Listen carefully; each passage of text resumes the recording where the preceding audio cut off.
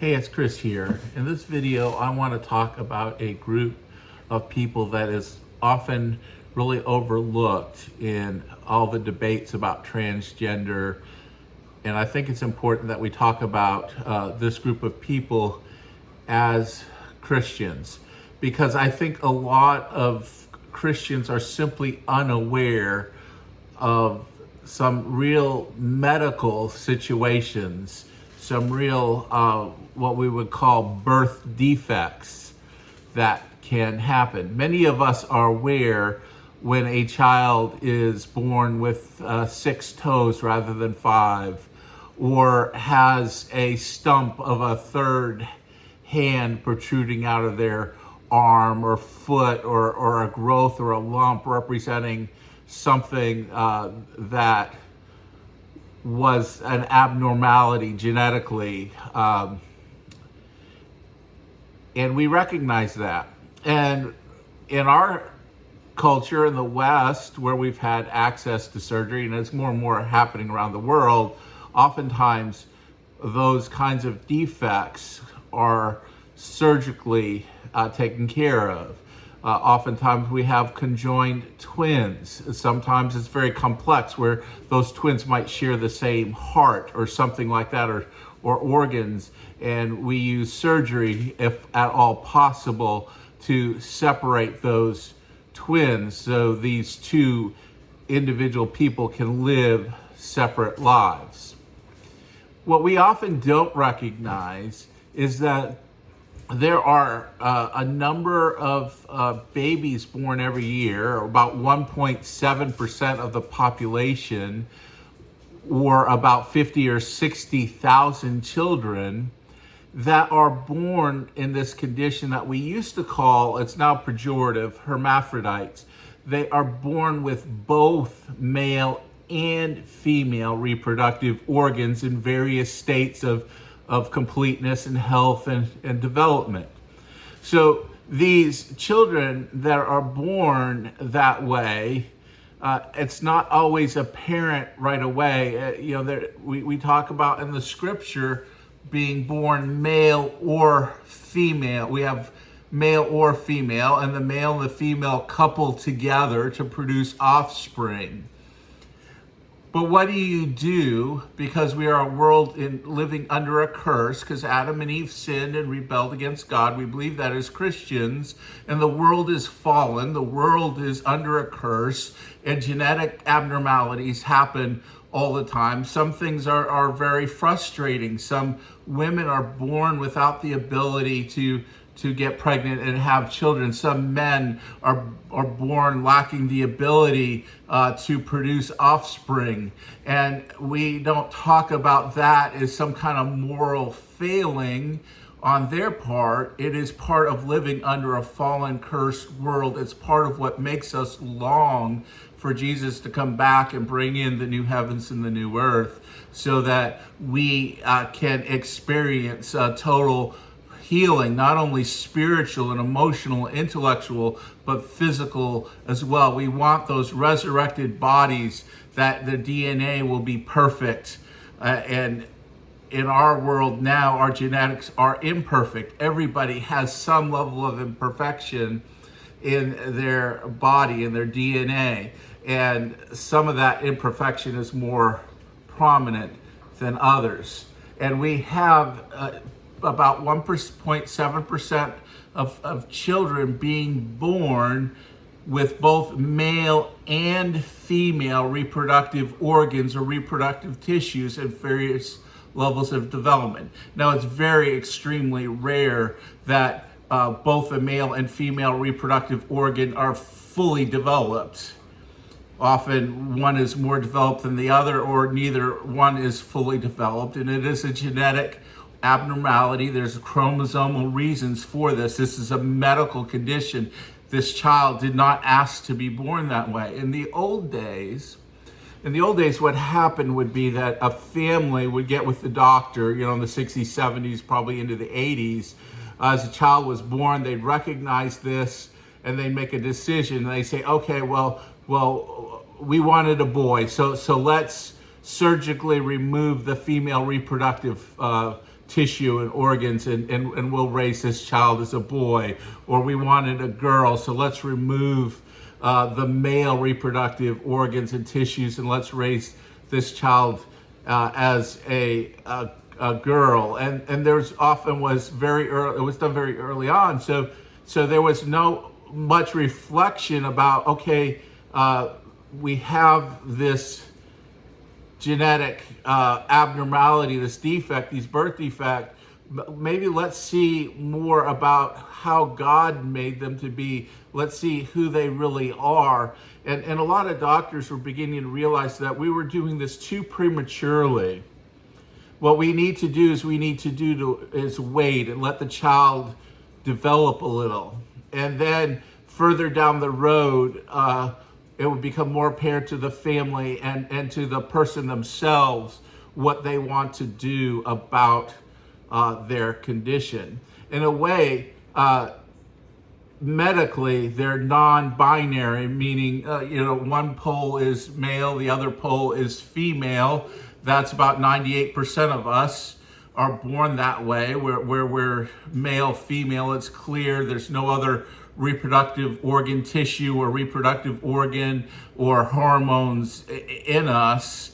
It's very, very obvious. But then you have non-binary that don't meet that thing, where there's those poles, that one part of the population that have both male and female reproductive organs or tissues or some semblance of that at birth, and they don't fit in one of these poles. And doctors started to say, well, let's see how things develop. These non-binary babies. Let's see more, explore more about their developments, and further down the road, make decisions about corrective surgery instead of doing it on them in the first year of life or whatever. Let's just figure that out. So you have these children being born, and parents have this child that has both male and female reproductive organs or tissues or something in various state of development. They're seeing a doctor. They're trying to figure things out. Well, the way society is very binary. We raise children either as male or female, but because we've been taught that even as Christians, we want to raise our children to be male or female. So these families are going to have to choose to, in the intervening time, how are we going to raise this child that has both these reproductive organs, organ tissue, the various states that's not apparent, where we go, what we're going to do. The doctor wants to work with us, wants to work with the child. So you have these parents that are raising these children this way.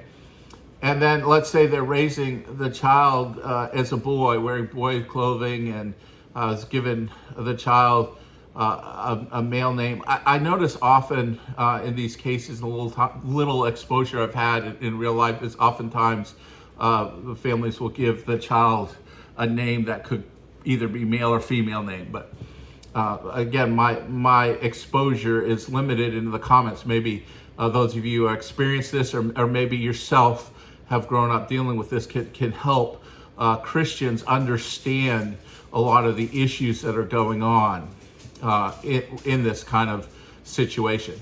So what happens when the child is 7, 8, 9 years old? They're approaching puberty, and it becomes apparent that the female hormones, the female parts, the female reproductive organs are taking over, and it becomes apparent that this child that's being raised by the family in more of a male way, that really the dominant sexuality, what's dominant is female. And so now the doctors say, well, we're seeing as we're approaching this time that for this child, really, this child is really female and needs to be, that's who this child is. It's she. And so we're going to do corrective surgery and remove the extra male reproductive organ parts because it's clear that's who she is. But now what's going to happen, now the family's not going to run around and tell everybody, all this backstory, and there's medical privacy and everything. So for some people, they're saying, they're transitioning their child as a child before puberty just coming on. This is horrible. Lily, they're turning little Billy into little Sally, but there may be some more complex medical things that are going on that maybe we don't know about. And since Christians often are the most judgmental and arrogantly and ignorantly judgmental people on the face of the earth, rather than seeking to learn and understand whether we agree with this kind of approach to this medical condition or not, to at least try to understand what's going on. Increasingly in our society now, many intersex, many people with both the male and female reproductive organs, children are growing up and saying, leave me alone. I'm just going to be non-binary. I don't want any surgical correction. I am who I am, and I've got both male parts to me, female parts to me, some further developed, some not. These hormones going around me, I am who I am, and leave me alone. And again, Christians need to understand that being non-binary isn't just just a psychological thing. Sometimes there's some biology behind it, and so we want to be careful not to just make judgments and make a judgment about somebody without understanding that there may be some biology. They may physically have both male and female reproductive organ tissue, hormones developing because of genetics, because of chromosomes. And we have got, as Christians, I think, to really think through all this stuff and not get caught up in these culture wars where people often simplify things so much that we don't make distinctions between people that really have medical issues that aren't that have both male and female reproductive organs, reproductive tissues, reproductive hormones, chromosomes, everything. That this is physical and biological, as opposed to something that's just a cultural, more of a psychological, emotional kind of decision. What's driving it? What's behind that? What's behind somebody saying, I feel like I'm a woman? Is it because they have both, or I feel like I'm a man? And be able to ask those questions. Now, the Bible is clear about how, being content, and we could talk about this a whole nother video about being content with how God made us, and how, because of the fall, there's often a lot of discontent. We are discontent with ourselves, and sometimes we're discontent with our sexuality, but there's other things that we're just discontent with. We, as fallen people that are in need of redemption and salvation, we are people of discontent. The thorns and thistles, the struggles of this life lead us to feel discontent with so much of who we are, and how frustrated we are, and how we can never be happy with who we are. It is a real struggle, and it's a real battle. So as Christians, what we want to do is recognize more and more as we walk with God, how God has made us who we are, and He's redeeming us from our fallenness. And that fallenness, though, it doesn't go away. Living under a curse doesn't go away. What we're experiencing is the power of God to renew us and redeem us, to give us hope and a longing for a new heaven and a new earth, to give longing for that resurrection that He promises, that this body that is corrupted will pass away, and our souls will go to be with the Lord until He returns, and then we'll be raised in a resurrection body.